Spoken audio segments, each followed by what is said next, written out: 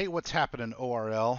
Sonoma track guide coming at you here. I'm probably not the best guy to do this track guide. A lot of you guys have actually significantly more experience than I do at this track, but here it is anyway. Brian said it might be helpful for some guys, so I thought I'd throw my 2 cents out there and see if I can't help a fool or two. We'll start with the exit of turn 11. We'll talk about turn 11 in its entirety at the finish of the lap, but it kind of goes without saying that the final corners of a preceding lap are what make or break the ensuing lap. And so once you come out of turn 11, you're going to be short shifting through the gears. So you're going to come out of turn 11 in first, and you're going to short shift to second, short shift to third, short shift to fourth. You're never going to hit fifth. But heading up through 11 and 12, you're going to go all the way up to fourth. And when I say short shift, as soon as you see a blink of red on your tack, that's when you want to shift, right? You don't want to wind these gears out. It'll try to spin the car. So you're going to be all the way over to the right. Try not to hit the wall. It's pretty easy to do. The car gets squirrely coming through 12 under throttle. But get all the way over to the right here. And then after start finish, not at start finish, after start finish, you're going to want to angle the car in toward the turn 1 apex here and lift off the throttle. I think it's about a halfway point between the start finish line and turn one. This first kink here of turn one, because turn one's kind of a long sweeper, so we'll call this 1A and this 1B. So coming into 1A, we're going to want to be off the throttle and sort of coasting, and you might rotate the car a little bit and be feathering the gas and the throttle just a tad as you're working your way around. But what I want you to do is try to hug left. You don't want to open up for being passed on the inside. And also, because this whole thing's a deceleration zone, being on the throttle and carrying a bunch of speed out here is just going to make this uphill braking zone harder. So let off and bleed off the speed gently as you're turning around. At no point in here do you want to be threshold braking. The whole thing's a kinked deceleration zone. Your wheel's never straight. And because your wheel's never straight, you never want to be threshold braking. It'll just lock up the rears and spin the car around. Your target coming up the hill here, number one, watch pit exit if it's during the pit sequence. Pit out comes out right exactly where you want your car to be. So be conscious of cars exiting pit road.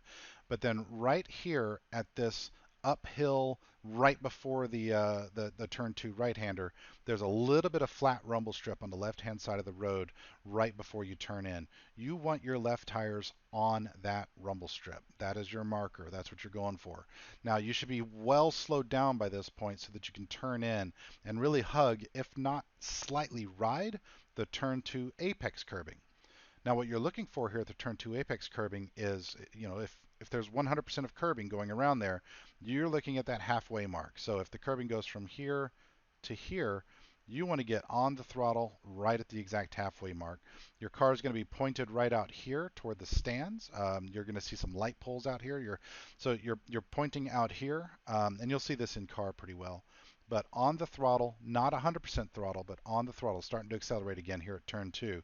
It's a blind crest. So as you crest and you're picking up speed, you want to make sure you don't have too much speed to where you fly off the left-hand side here into the dirt. But once you get it straightened out here, you're in third gear. So you're in fourth, down to third as you're coming around this double. Now, your comfort level might differ from mine, but I like to bring it down to third at about here, right before 1B. And so I'm in third, and then I'm going to ride third out for a long time. I'm staying in third through two. I'm going to wind out third. It's going to go red. The tack's going to go red. But then in this downhill right here, I'm going to get off the throttle again, and I'm going to hug this left-hand side. Treat this as a compromised corner. So come in wide, and then hug the left side, late apex, so that you're riding up the hill, and you can turn in early and gently hop this corner here. The turn four is another uphill blind crest, and you don't want to bash that corner. You want to gently jump it. If you bash it too much, you'll end off in this dirt, and you don't want that, right? So keeping it in third, stay left, and then cut over to the right, gently hop the curb, and end up riding this rumble strip here at the exit of four. I still, again, keep it in third. My deceleration marker is this turn in for the alternate layout, the beginning of that turn in. So if you think about the width of the driveway, I'm doing it to the left of that as the driveway begins, not as it ends. So on the brakes, not super hard on the brakes, but on the brakes, decelerating down into 5, where I again want to sort of gently hop the 5 curbing here and then ride the exit of 5. We see on TV these guys really hop this curbing, they'll go out really wide. I find that that's slower in this car, in the sim. Your mileage may vary, do you? But I like to just sort of hop 5 and then ride my way out of 5. And then as I'm coming down here, there's a color change in the wall as I'm decelerating into 6. And I'll brake at that color change in the wall. I'll show you that in sim. And then I'll bring it down into second gear, really late shift down into second gear, and really cut sharp here into 6. And then it's pretty hard on the throttle with a short shift to third, and I'm going to stay in third for quite a while here again. Not a lot of shifting at this track actually.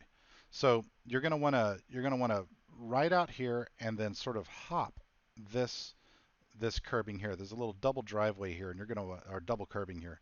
You're going to want to hop this in third gear, decelerate as soon as your car gets settled, and bring it over. It's another compromise corner going through 8, and then turn back to 8A. Now, follow your sight lines way down here. Down here at the exit of turn 10, there are two sort of purple walls. That is your marker for acceleration to get a good pace down this. When you turn back into 8A, be looking off in the distance. When you're squared up with two purple walls, get on the throttle, right? Get on the throttle relatively hard, 80% or so, and get the car heading up here, and again sort of hug the left. Wash out a little bit, but hug the left here and aim for this curbing here. You'll be in fourth gear, so you'll turn back in, get your sight line, get on the throttle, follow it out wide, wash out a little bit. You're in fourth gear, and then coming back down here, there's some curbing on the left-hand side here, some flat curbing. You're going to get hard on the brakes here, and this is a pretty sharp corner that you're coming at it with a pretty high rate of speed. So hard on the brakes, downshift to third, ride the inside curbing, get back on the throttle at about the halfway mark, and then back on the exit curbing here, aiming sort of for the pit road entrance, which is right here. Now, turn 11 here, the hairpin is probably the most important single corner on the track. It's where the most passing opportunities happen. It's where the most mistakes happen. You're going down to a very slow rate of speed. I want to say you're going about 60 or so around this corner, maybe slower. I'd have to look in the sim. But the thing you need to make sure you don't do is outbrake yourself. People will be outbraking themselves all night in here, and so don't be that guy. There's a little right about here, right before the pit entrance happens. There's a dip, and it's probably 2 or 3 car lengths in length, and it's a pretty significant and sudden elevation drop. But that little spot of compression is your best braking marker, at least for me, my best braking marker to consistently get the car woed up in time for turn 11 here. If I brake later than that, I find that I often outbrake myself and make a mistake. If I brake earlier than that, I'm just giving up too much time. It feels like the sweet spot. There are a couple of cones right at pit entry. You want to be right on those cones, maybe even hitting them. You don't have to, obviously, but like you want to be out really wide left in this deceleration zone. You can defend going into turn 11, but it just means you need to get your braking absolutely right, and that because you got to be slow enough to really hug the inside for that defense to work. If you're not, then you're going to slide through it, and the other guy who didn't screw up his braking is just going to scoot on by. It's a pretty wide bit of road right here, plenty of room for you to make a mistake and for him to drive right by, assuming you aren't blocking the prime racing line. So hard on the brakes, but not so hard that you lock up. That's why braking earlier is best. It is a straight braking marker, a braking zone, so you shouldn't have to worry about lockup that much, but you're probably still not threshold braking this car. It doesn't love it. So get slowed down, and then from all the way out to the left, get turned in and make this corner as wide as you possibly can. Use all the entrance, use all the exit, and use all the inside. You want to get your right wheels over the curbing. Don't hit the tire bundles on the inside of 11, but get the car all the way in, and then you'll be in first gear coming out of here. So you're going from fourth down to third, second, first. First is a really late downshift, and then you turn through, and first, second, third, fourth, third, right? So that's a run around. Let's jump in the sim and see what it looks like in car and outside of car.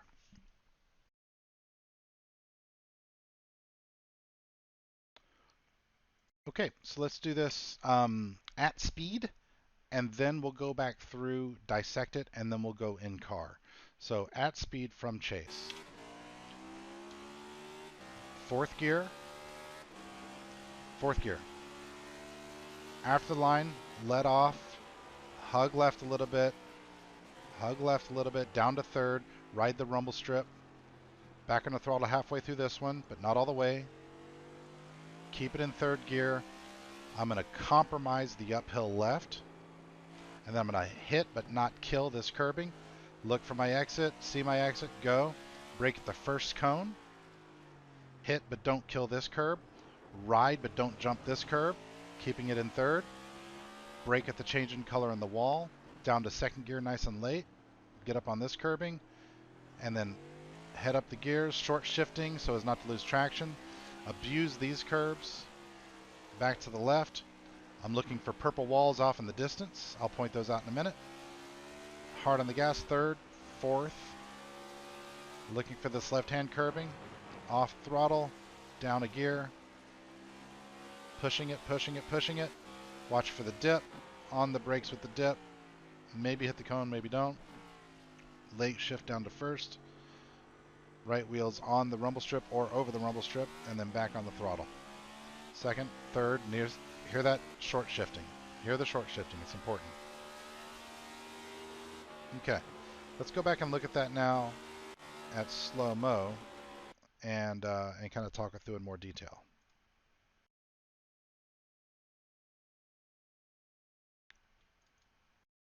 All right, so here I am in fourth gear. Let's go a little faster than that. Here I am in fourth gear, hugging the right-hand side wall. Be careful not to hit this wall. It's easy to do. I'm letting off the throttle, getting on the brakes right here, and starting to just let the car coast. And I might feather the brakes, feather the gas, feather the brakes, feather the gas, depending on how much grip I've got there. But you don't need a lot of brakes. This hill does a lot of your braking for you. So you're never over 50% coming up here. And you're really only using the throttle to get you a little bit of rotation and the throttle blips. You're aiming for this curbing here. Be careful of cars exiting the pits, but you're aiming for that curbing. When you turn over here at the end of that curbing, you're looking for this curbing. It's a blind corner. So your throttle marker is about halfway through that right-hand side curbing, and you're just looking to see this exit curbing over the hood. That's the hardest part of this turn as well as the next uphill right, is just nailing that blind crest. So here I am, I'm looking for the yellow line, following down, knowing that I'm not going to take an optimal line here. I'm going to compromise this corner and follow it left a lot longer than you naturally want to. Here's what I mean by that. Normally, you'd want to be back on the throttle here, right? Want to be back on the throttle, thinking about your turn back to the right because you're making a straight line out of two curves, right? Making a straight line out of an S. But notice how I keep my wheel turned to the left, and I'm following this curve up the hill further than would feel natural, because I need to take a late turn. This is a really sharp corner up here. The exit curbing here is too early. I'm going to turn in now, right? And I probably should have done it from farther out left. I'm going to hit this curbing but not abuse it. I don't want to upset the car here too much because it can upset it right off into that dirt. And so just like back there at turn 2, I'm looking for this exit, and I really should have used a little bit more of this rumble strip, but you know, you don't want to go off the end of it, so it's not a big deal. Here I'm keeping the car in third gear and I'm braking it around the first cone. I think I'm braking actually a little bit before the first cone, but you don't want to go much beyond that, right? At least if you want to nail this corner the way I do. I like to hit the first curb and then ride the second curb. You can go over the curb and use all that concrete over there, but I just don't think it's any faster. And you upset the car more by going over two curbs, right? You're unloading and reloading the right-hand side, and then you're unloading and reloading the left and the right. I mean, it's a mess. It's too easy to mess the car up, and especially if you've got other people who hit it well on the inside, you're just opening the corner up and allowing someone to get to your inside if they get a good run on you. So I don't recommend jumping over both curbs, but you know, you do you. So coming back through there real fast, um, we're gonna we're gonna compromise this corner. Stay far over to the left. You want to be sort of straight coming off this curbing, and then late turn to the right.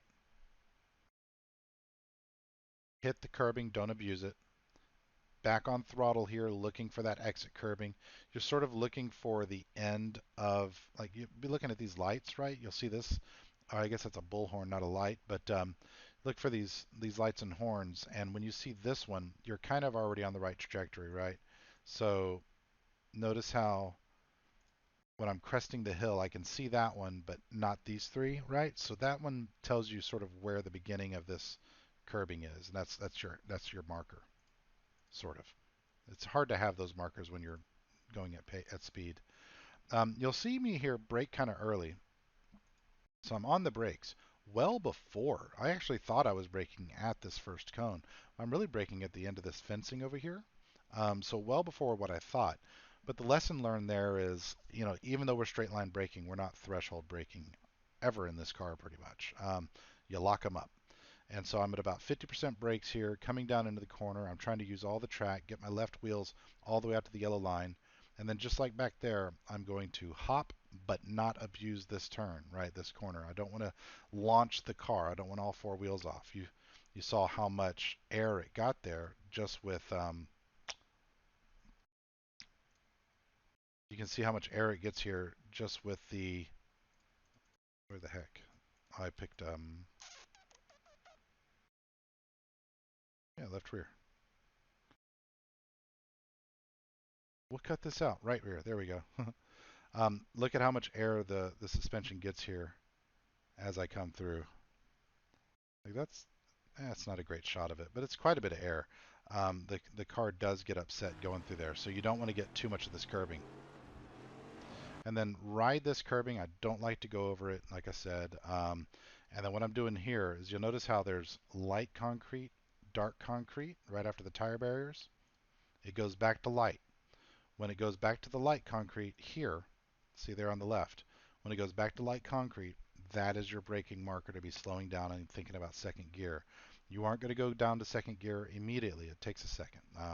You want to wait until it gets to the about the 9 o'clock position on your tack. So working my way down, slowing down, slowing down. Sometimes I'll get all four wheels over this yellow line. Nothing wrong with that. I don't know if it's any faster. It just widens out the corner a little bit. There's track there available. I don't think it's a 1X, so why not use it? But here I am using a bunch of track and getting ready to turn in. I'm starting my turn in. I'm in second gear at this point, and I want to get my right wheels on this curbing, but not beyond it, just on the curbing. And then back on the throttle here, about 50%. I'm going to short shift to third because if I don't, it'll start to um, wind out and spin on me. And I want to sort of cut this corner a bit so that I can hit this rumble strip and then abuse this access road curbing. So let's see how I do here. What I'm aiming for is to hit, yeah, I kind of wussed out on this one. What I want to do is hit this curbing probably about, I don't know, one or two yellow sections back and hop this bit of dirt so that I'm really squaring off the next corner. But probably what I'm doing here is being here a little bit, what's the word, timid, conservative, because you want to hit both of these curbs, be off to the right, and then get turned in.